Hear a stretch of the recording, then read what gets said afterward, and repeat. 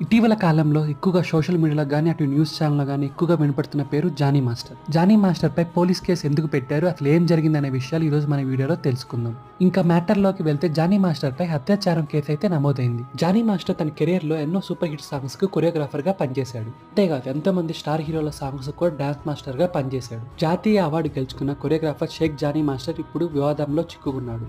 ఇది ఇలా ఉంటే జానీ మాస్టర్తో కలిసి పనిచేస్తున్న ఒక 21 ఏళ్ల యువతి ఈయనపై ఒక ఆరోపణ అయితే చేసింది. అదేమిటంటే జానీ మాస్టర్ కొన్నేళ్లుగా తనపై లైంగికంగా అత్యాచారం చేస్తుందని పోలీస్ స్టేషన్లో కేసు అయితే నమోదు చేసింది. అసలు ఈ యువతి ఈటీవీలో వస్తున్న D12 డాన్స్ షో ద్వారా జానీ మాస్టర్కి అయితే పరిచయమైంది. ఆ తర్వాత తన డాన్స్ టాలెంట్ చూసి అసిస్టెంట్ కొరియోగ్రాఫర్గా ఛాన్స్ ఇచ్చారు జానీ మాస్టర్. కేసు నమోదు చేసిన యువతి ప్రకారం అవుట్డోర్ షూటింగ్ వెళ్లిన ప్రతిసారి తనపై లైంగికంగా బలవంతంగా అత్యాచారం చేశాడని అయితే చెప్తుంది. అంతేకాదు జానీ మాస్టర్ సినిమా షూటింగ్ సమయంలో కూడా తన క్యారీ వ్యాన్లోకి వచ్చి బలవంతం చేశాడని అయితే ఆరోపించింది. ఈ విషయాలన్నీ బయట పెడితే సినిమాల్లో ఆఫర్ లేకుండా చేస్తానని మరియు అంతేకాదు తన మతాన్ని మార్చుకుని తనని పెళ్లి చేసుకో